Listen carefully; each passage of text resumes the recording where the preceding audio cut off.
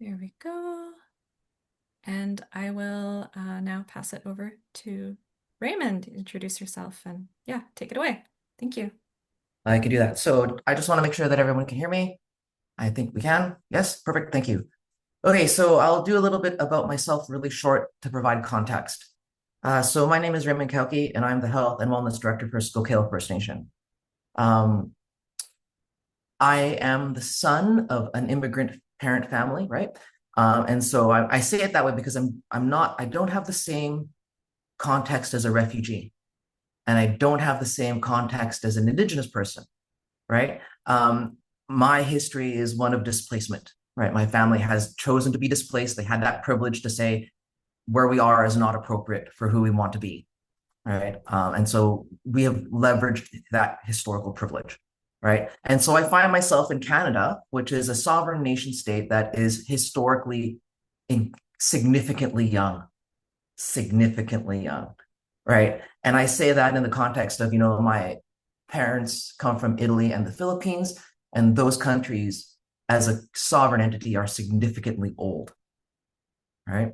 Um, so when I get into the idea of working as an ally, working as a citizen of a community, I always have to remind myself that the goal is to make things better, always to make things better, right? To not get trapped in what has happened or what I am currently experiencing or what my community is currently experiencing.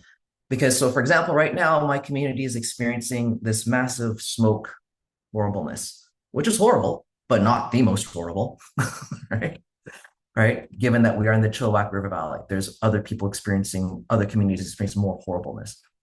So, um, I want to talk today about the idea of food sovereignty and the process that iSpark has helped facilitate for the Skowkale community. And I say it that way because it's just not one thing that iSpark is supporting with. Because in Skowkale, we don't silo. We actively understand as a community and as an organization that things only get done when everyone paddles, works, runs, walks together, right? So, for example, there's a cultural and language department. There is a land stewardship department. And in my context as the manager of health and wellness, right, I know that people want me to be like, oh, Raymond, health and wellness is just about medical services, but it's not. And it never can be, right? So I'm going to pause right now and say, are there any questions about me that people want answered that will help you have better context? No? Okay. And then I'm going to ask that either Callista or Natasha keep an eye on the chat, because once I kick in this slideshow, I will lose the capacity to see people's faces, and hopefully people will not be mad at me as I talk. Right? We'll And watch the chat. pardon? We will watch the chat. Thank you. And I also have the request that if people want me to accelerate over a topic because it's old or boring, please let me know because I do not want to waste people's time. Right? I just don't. Okay. Okay. So let's see if I can get this to work properly. Okay. So the title of the slideshow is Three Paths on the Same Journey from Sea to Sovereignty. And so the idea here is that this is one slideshow that I've developed to kind of incorporate or encompass what is going on from the health and wellness perspective around food. And it's three paths because it actually is three different departments working together: land stewardship department, cultural language department, and health and wellness department. Okay. And then there's three ideas, right? Food security, food sovereignty, and food bank.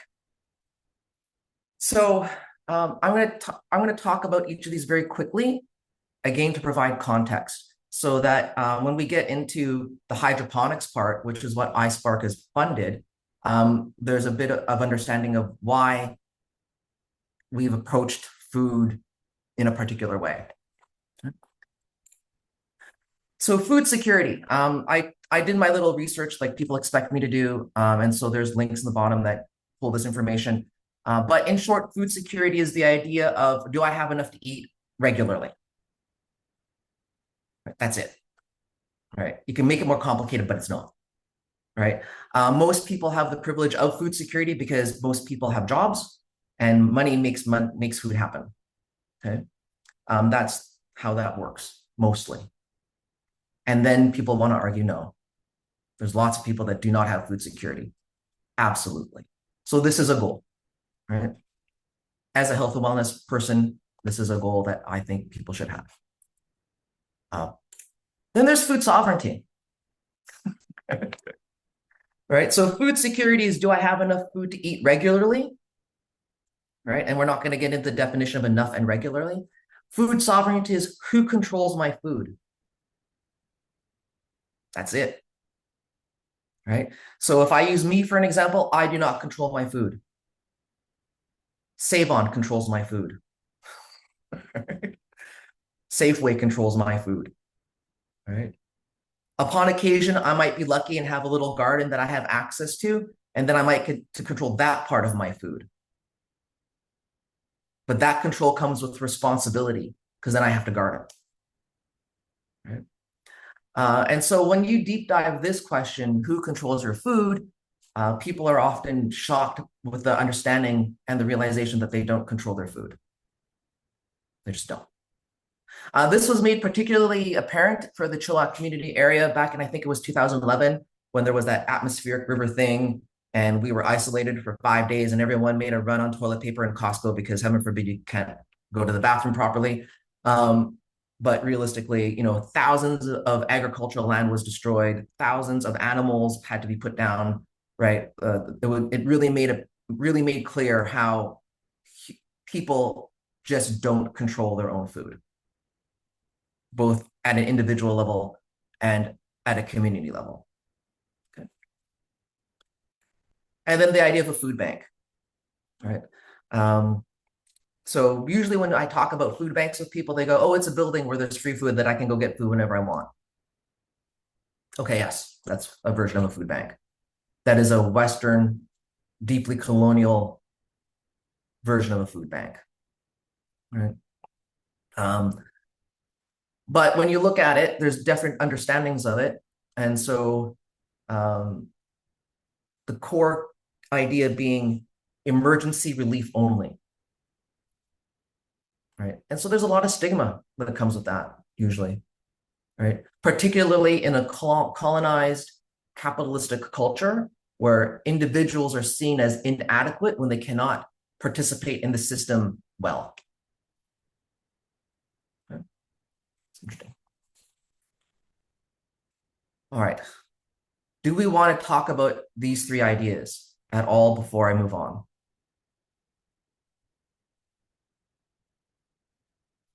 No. Okay. I'm going to assume that's a no.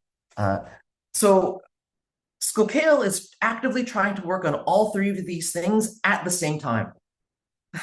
Okay. Right. When I talk about the food bank that Skowkale wants to develop, people are all excited. And they're like, oh, so you're going to have a food bank on Skowkale, right? And I'm like, sure, that's the plan. But it won't be like Salvation Army Food Bank, right? It's significantly more different. And certainly you could maybe access it, but probably not because you won't have the protocols to know how to access it. Right. When we talk about food sovereignty, what does that look like? Well, that literally looks like taking back control over food.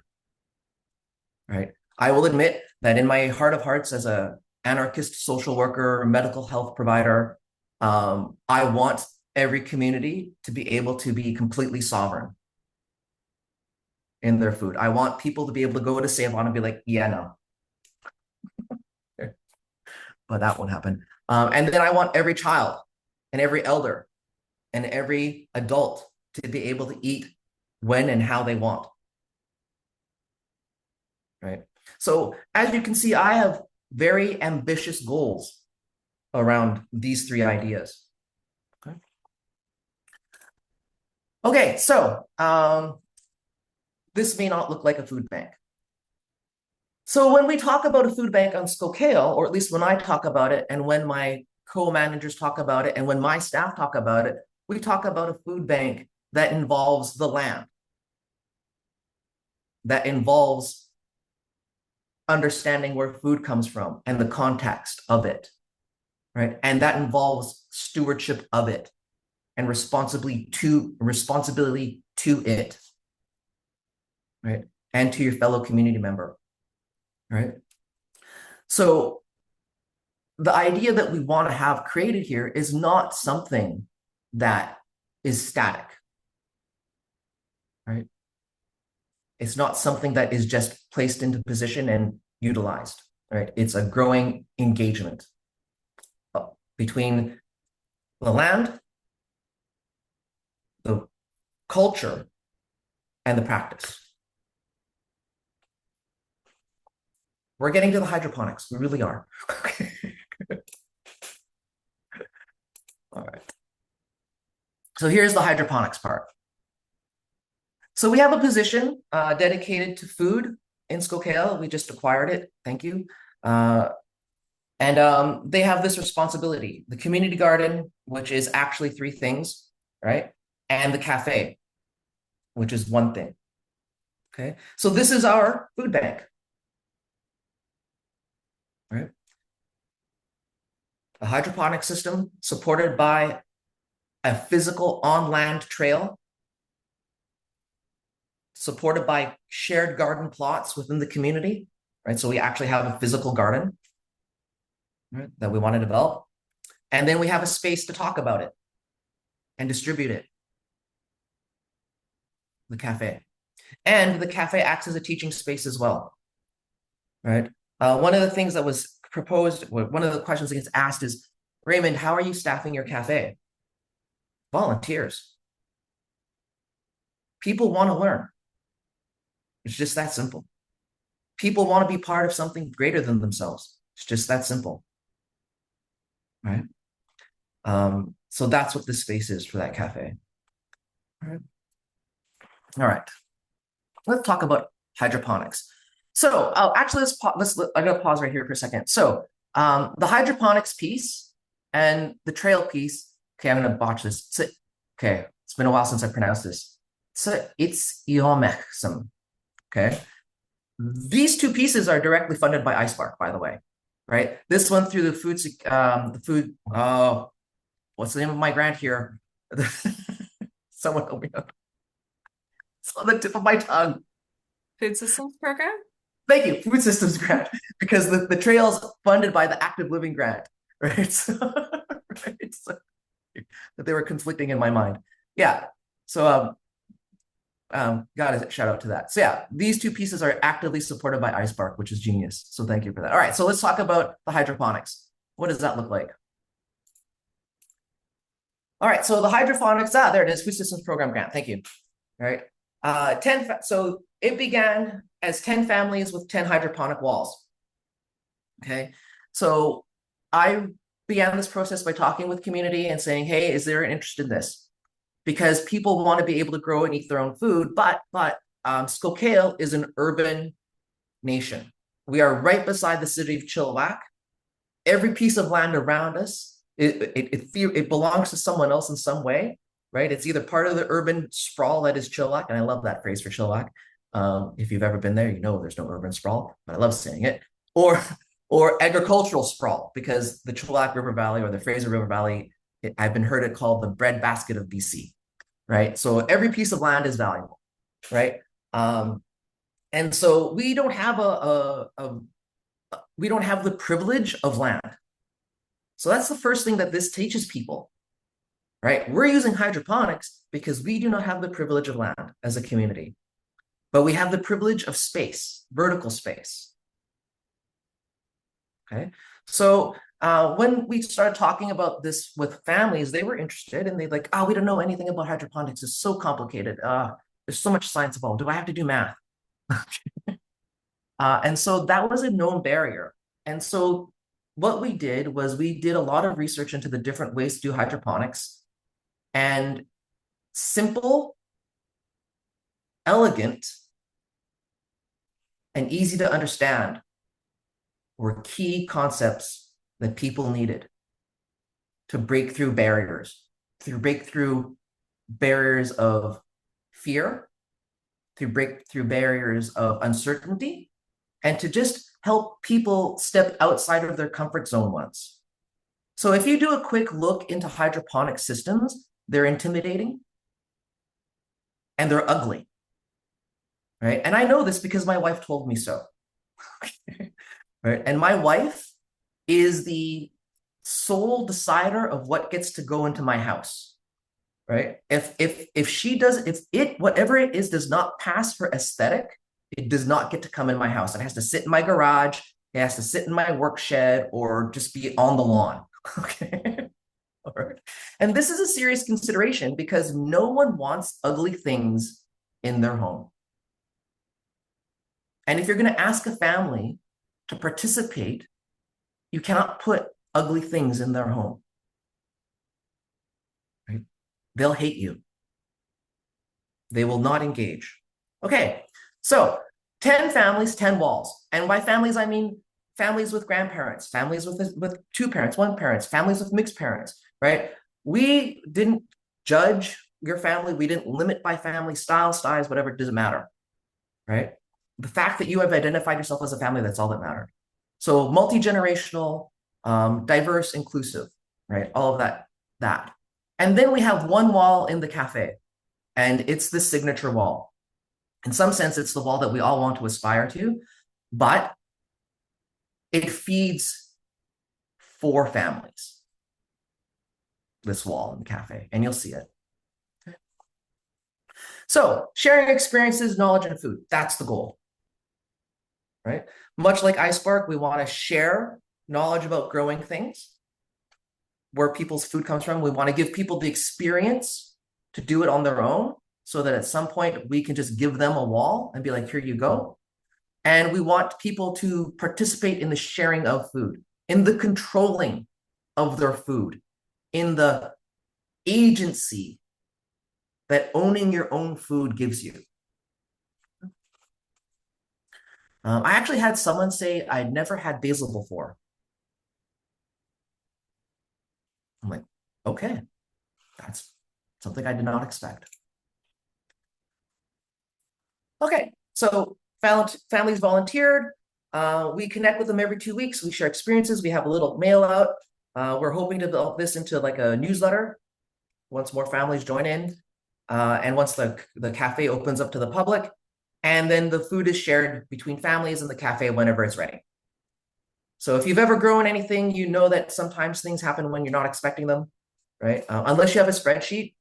I have spreadsheets. I know when my plants mature. Harvest at that time. No surprises for me. But not everybody has a spreadsheet. And so sometimes you're like, oh my gosh, my lettuce is ready to go. Oh my gosh, my dill is bolting. Oh my gosh, my mustard greens. Right. What do I do with it? I can't eat all of this. Or I don't want to because I hate mustard greens. But okay, here you go. And so the idea is that we share the food. So this is your first look at the wall. I don't know. Can you see my pointer? Yeah. So this is the wall. This is the wall that we put in people's houses. Right. I have tested this wall. It will grow vegetables, green vegetables, flowering plants. So edible flowers, by the way. We're planning on a whole month of edible flower salads for the cafe. Theoretically, it will grow tomatoes. I haven't tried that yet, but you know, I'm all about the experiment. And I sat it in a closet for 3 months, like literally in a cold closet. It grew. The thing lights up. It's on a timer. All right. It's simple. You pour water into it, hit the go button, and it functions. Right. And more importantly, and this is the key, this was one of the key, and I say this and it makes me sound shallow, but one of the key deciding factors was the fact that it wasn't ugly.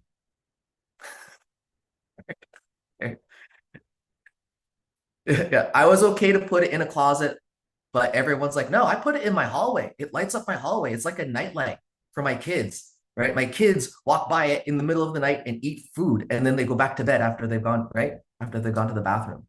No, I have it in my kitchen, right?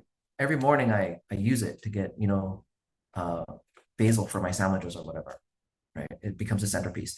And that's important because part of it is we want people to talk about what they're doing. We want people to share what's going on with their food. Today, the cafe served arugula and basil sandwich, chicken pesto sandwiches, that kind of stuff from the wall.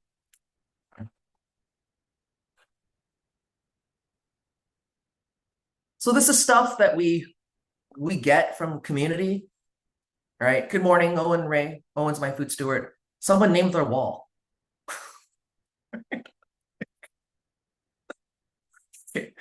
Right? They're growing thyme and dill, right? We've grown mint. I will never grow mint in these walls again, partly because I despise mint as like it's a garnish. I can't do anything with it.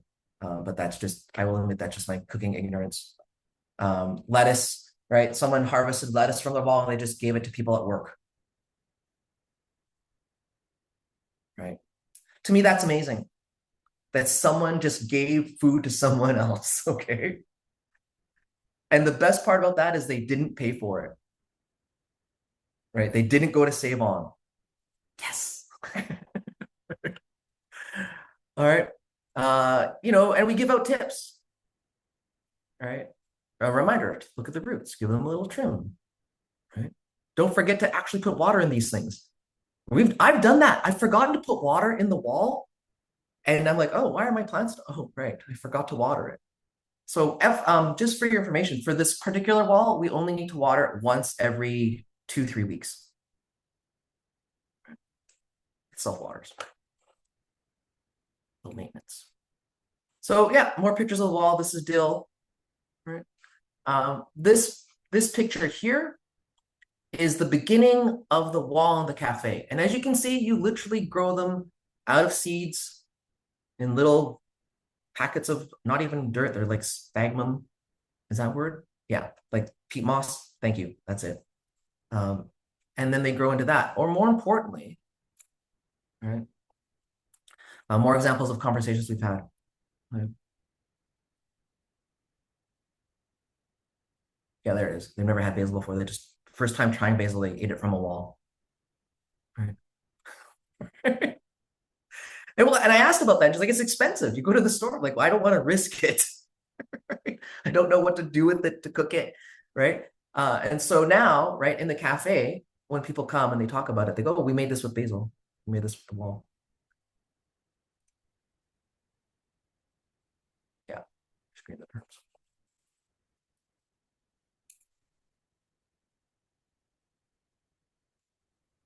So there you go. All right. So over here, we have a starter thing. When you get one of these walls, it comes with its own little proprietary branded little starter kit. But literally, you can buy one of these from like Minter Garden or Home Depot or Canadian Tire for cheaper, and you get more of it. But this is the right size. This here is the right size for this wall. Right. So as you can see, there's 1, 2, 3, 4, 5, 6, 7, 8 slots here. 8 slots here. That's 16 plants. Okay. So that this theoretically can feed one family of 3. Right. And I have to say it that way because I know many families that are not 3. Okay. And this is the wall that we have in the cafe. 4 times this. Same space. Right. So for those of you who are curious, this wall is roughly, both of these walls are roughly 6.5 feet tall and 3 feet wide. All right. So let's go back to the process of selecting this particular product, because that's what it is. It's just a product. Simple, elegant, accessible. Those were kind of the 3 ideas I had to work with. So these walls come completely assembled, no assembly required. You literally plug them into a wall, feed them water, put your plants in. So an elder who's never done this before can do this with the help of their grandchildren or their children. right? This is a gateway in my mind, a gateway to more complicated conversations, a gateway for knowledge transfer, and a gateway for connection. This is not the end result.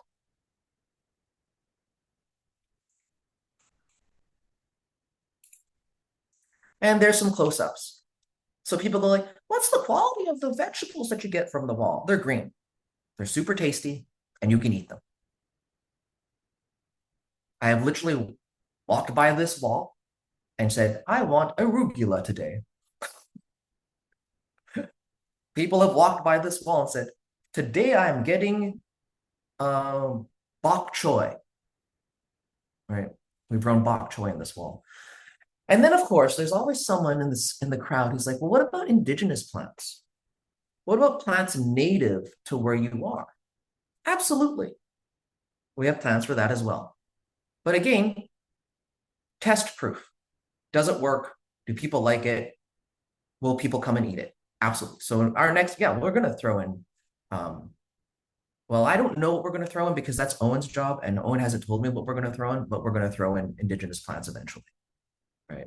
Because that is the ultimate goal, to allow every participant, ideally every member of the community, to have a wall where they're growing whatever food they need to grow.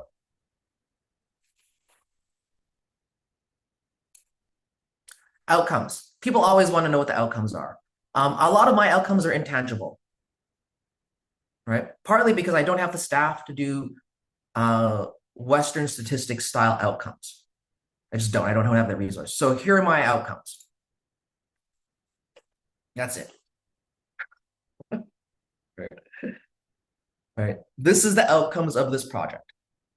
Curiosity, hope. Autonomy, agency, generosity, and connection. Right. These have increased in the community. Raymond, Yes. we have a question in the chat. Do you want questions now or do you No, want to wait no, till the no. I'll end? answer it now. Absolutely. Okay. So this is from Matthew. They say, what kinds of crops do you grow in the wall and what are your harvest amounts monthly? This is great because so to answer the question, what kind of crops we grow in the world? Right now, we have grown any leafy green vegetable. We've tried it in some sense, right? So that eliminates all root tubers, right? Like carrots, potatoes, all that can't be grown in the wall. It's just not suitable for that. But any kind of leafy green vegetable we can grow, right? Um, so arugula, mustard green, any kind of lettuce, tomatoes we've done. Uh, bok choy. We're gonna do a run in September once we have collaboration, once we sort it out with the food steward department of pulling stuff from our trail that's actively growing there and transplanting them in the wall and collecting their seeds so that we can then grow those from seed for a next cycle. And as to the amount, so yeah, I'm sorry again, I don't have that because I don't have the resources to measure that out yet. But what I can do is when we have the cafe fully open, then I'll have a better idea of that. Because, for example, I'm going to go back a bit here. Let's back up a bit.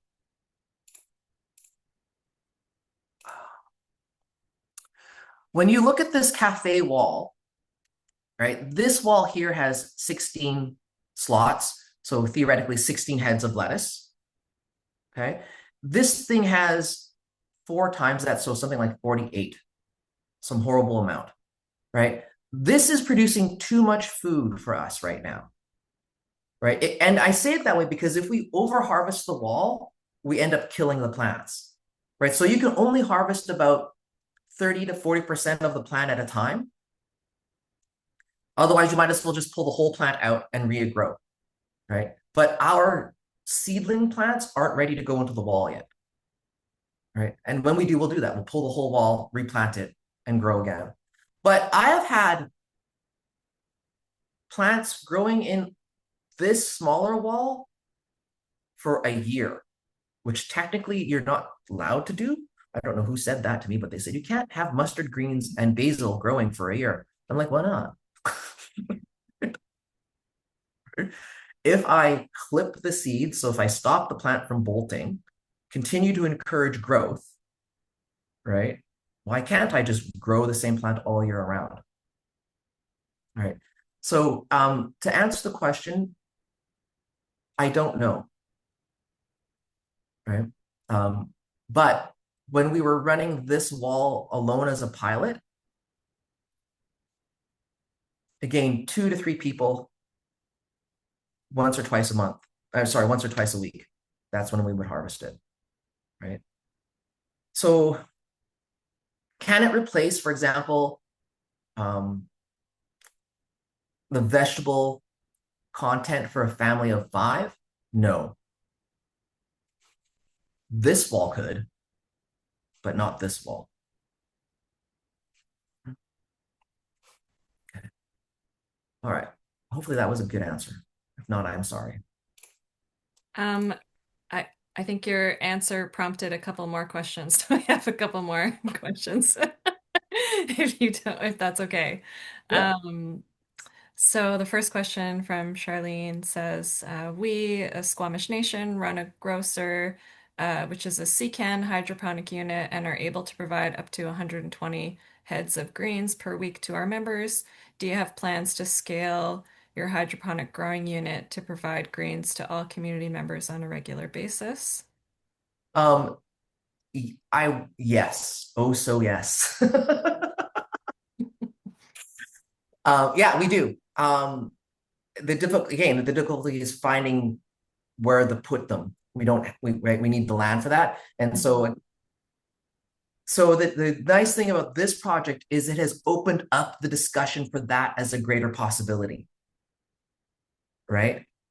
Because now that people have been introduced to the idea of hydroponics and the the concerns about it, because there was concerns about it, like is it nutritional, does it work, right? How much work is it going to be?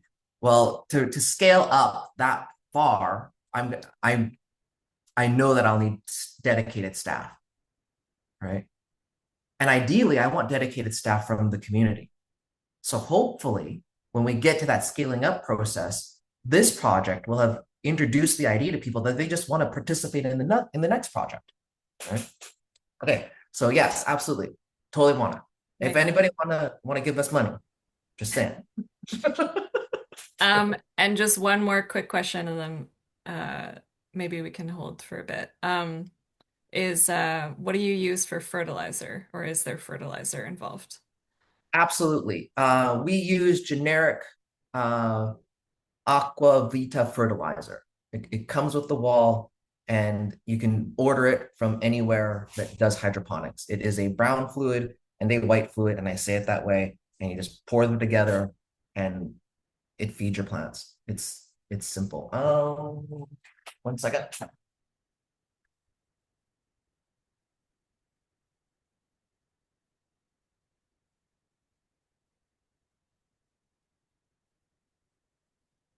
In the middle of the presentation.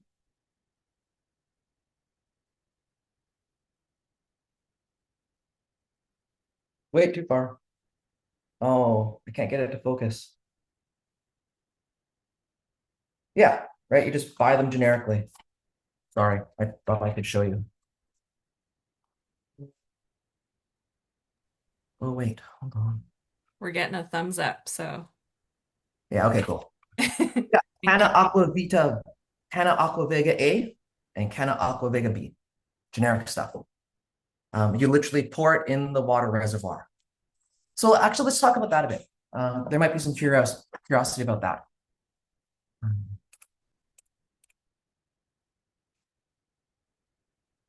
So this wall is really simple. Actually, I'll talk about this wall. This wall is really simple.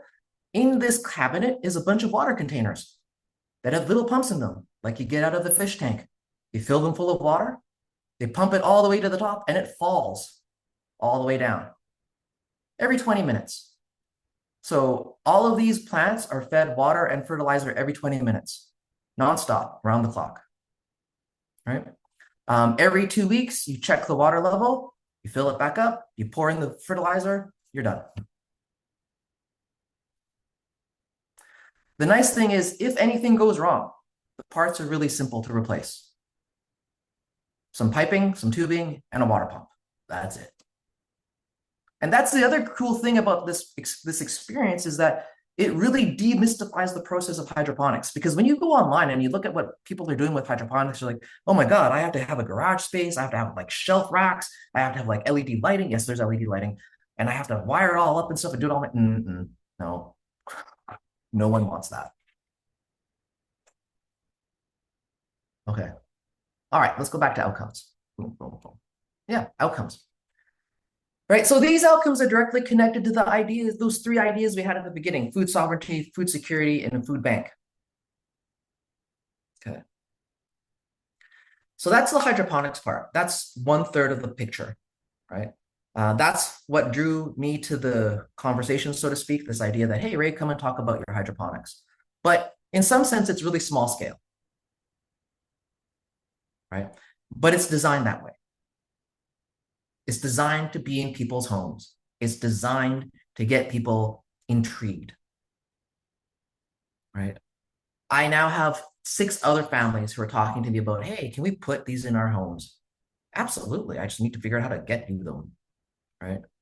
Right. I have people who are saying, hey, can I put this in my office? Actually, I know people put them in their offices, right? So now they're at work talking about how, right?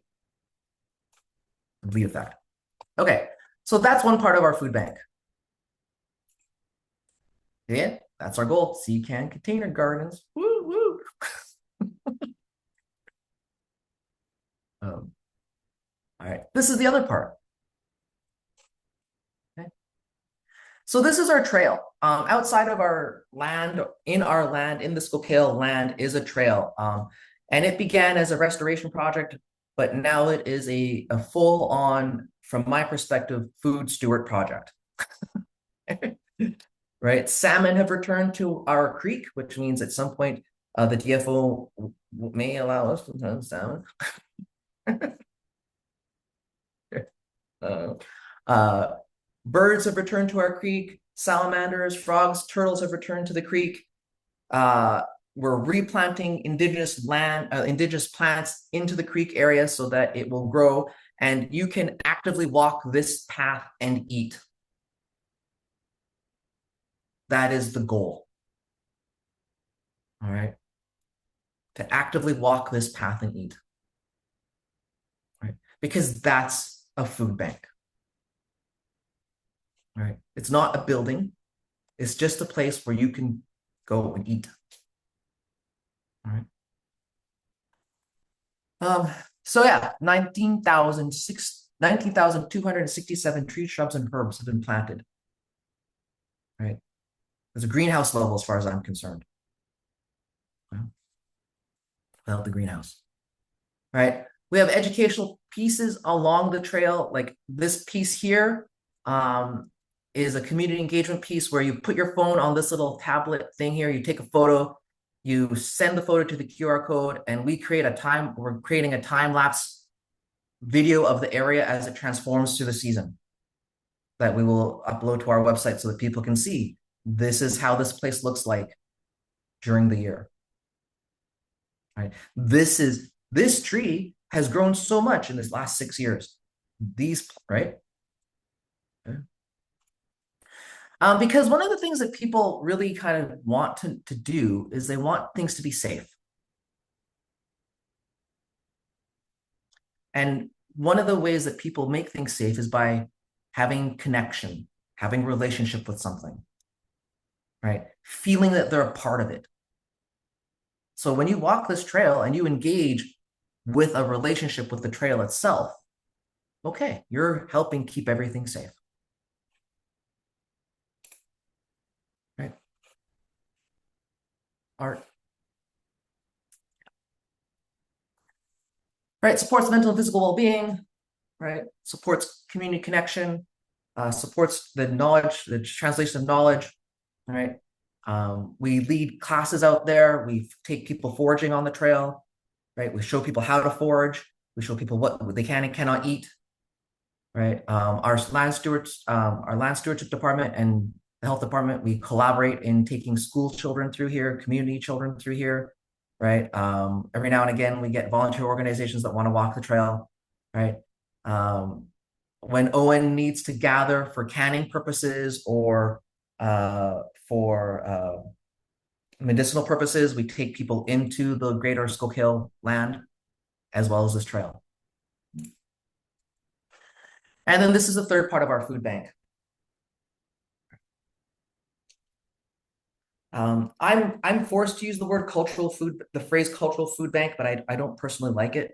I just like food bank. I just want to reinvent the whole concept of a food bank. All right. So we do have these preserved foods ready to go for a community. We do. That's part of Owen's job. It's part of my job, right? I have learned to can.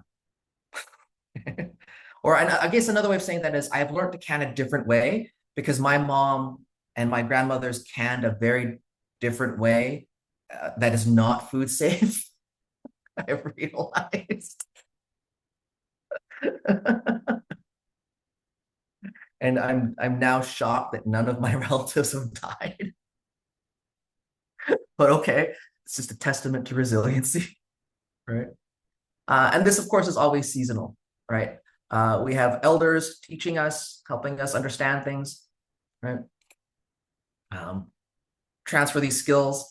So again, this one's recent. We were just doing apricots because people wanted apricots, right? Uh, but we've done other things. Pickles. We're doing pickles today. Okay. Go. There you go. And then community kitchen, storage systems, and gardens. All right. We do have a community kitchen. We have a community cafe now, right? We will have gardens again. We had to move the gardens because we just needed to expand them, right?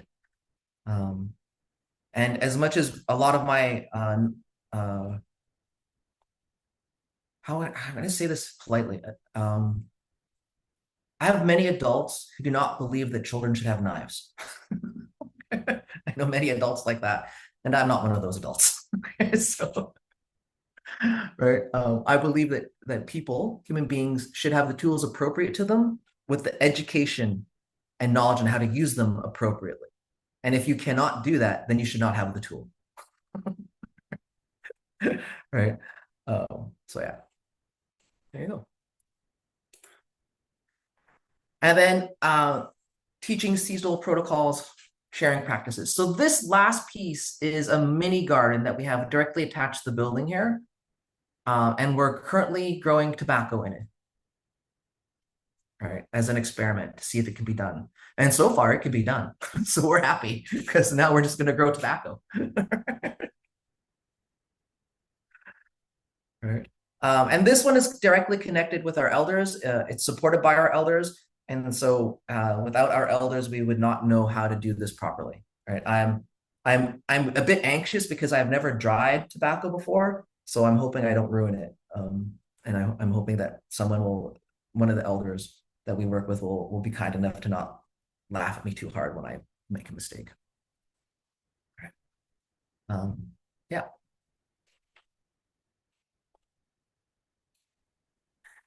So this is all the support that Skowkale has had to get this food bank happening, right? The land, the cultural piece, the hydroponics, the trail, the cafe, right?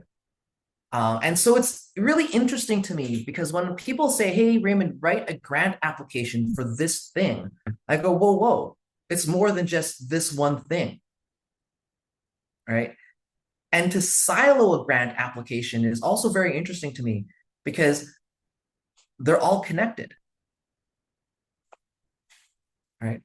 Um, so there you go. So thank you, Fraser Health. Thank you, First Nations Health Authority. Thank you, Canadian Red Cross. Thank you, DFO. Thank you, Outdoor Recreation Council. Thank you, BC Summit. Thank you, Province of BC. Thank you, Trans Canada Trails. Thank you, First Peoples Cultural Council. Thank you, IZWTAG. And thank you, Icepark.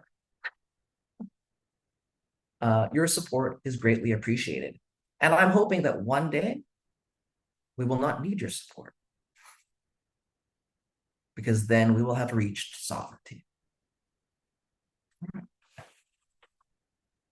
Yeah.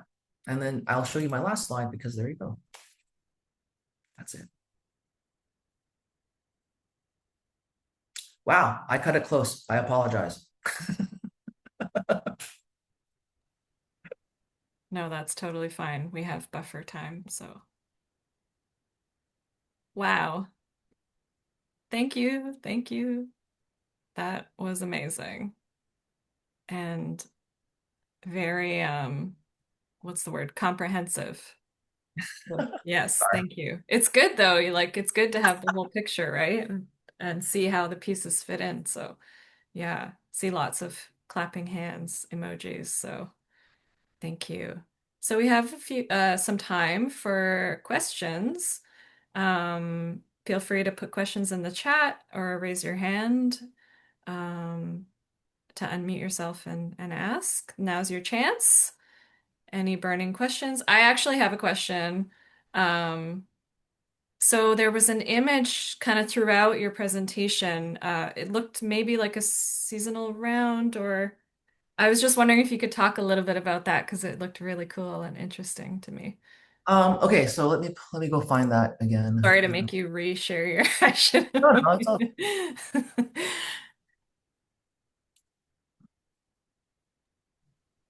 And And I yeah, see there's a question in there about the recording, and yes, it will be available for rewatching later. We'll have it posted on our YouTube as well as up on our website. thank you. Okay, so yeah, it's a seasonal calendar of food.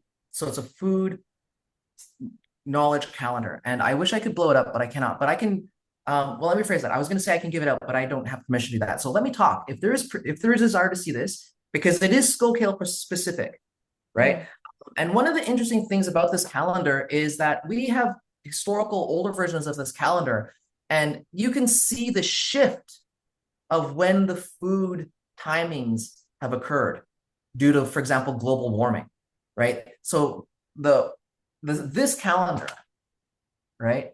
So, for example, it says here hunted deer, right? So from mid-September to December, you can hunt deer, right? It wasn't in this position 50 years ago, right? It was earlier, right? No, wait, it was later. Sorry. To adjust, right? And so this calendar really guides the food steward and the cultural department about what they should be doing, right? Um, so right now we're here August, right? So we're picking our berries, right? We're in the middle of canning fish or processing fish, right?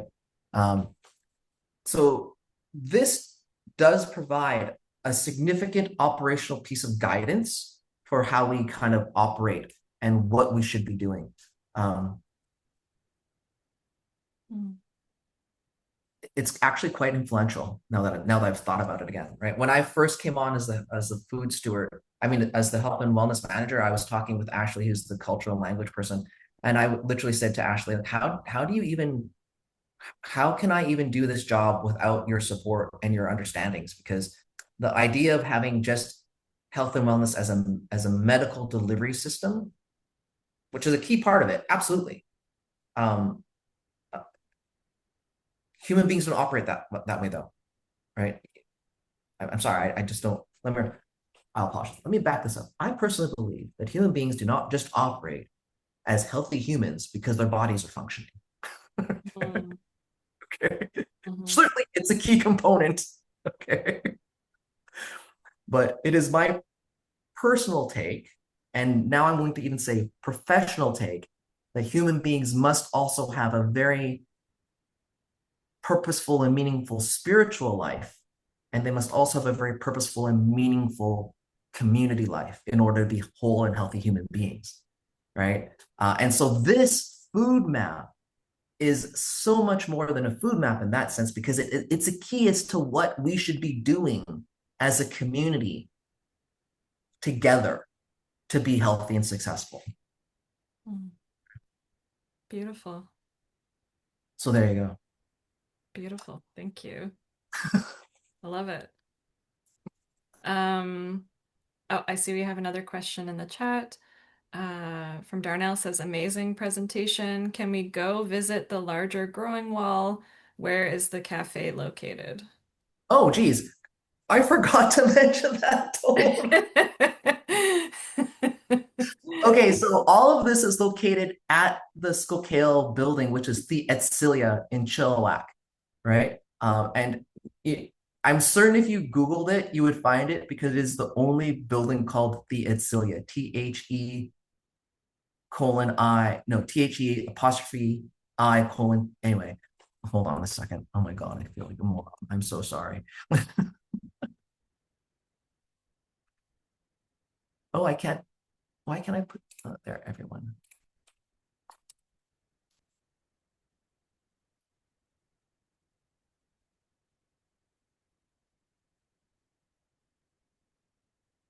So if you come by in the afternoon,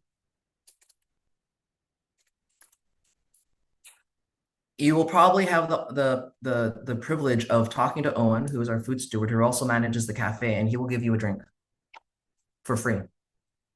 Um, and if you're really lucky, he'll have food for free.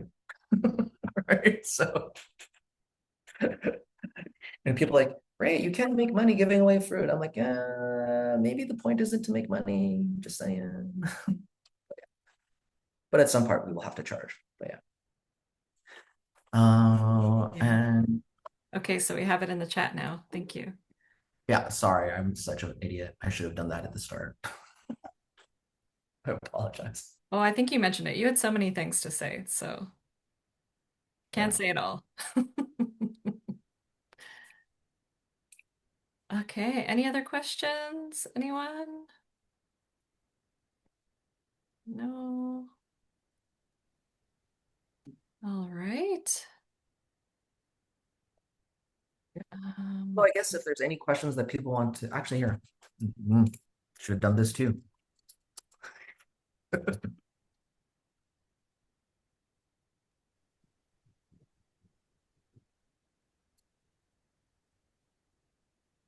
oh, great.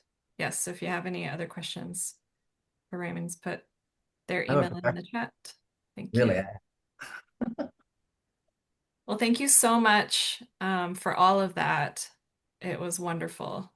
And it's just so cool to see that project come to life, all those projects coming to life. And um, I thought that seasonal on the trail with the photos to show the progression, that is so cool. That's a really Well, neat part of it. the I for me, one of the best things is to have meetings on that trail and just snack as it's. I'm like, everyone needs one of these trails. I'm just saying. A snacking trail, yeah. All right, well, thank you so much again. And Miigwech, thank you everyone for joining us today. Our next webinar in the series is going to be September 15th. So hope to see you then. And just wishing you a great rest of your day. And yeah, just sending well wishes to everybody in your communities. I know it's been challenging times for lots of folks. So just standing with you all out there and miigwech for all you do. Yeah. Thanks, Raymond, so much on behalf of everybody and All the right. food systems program. And thanks to Natasha too for being such a great facilitator. Well, Thank you. we'll see you soon. Take care, everyone. Bye. Oh, I gotta stop the recording.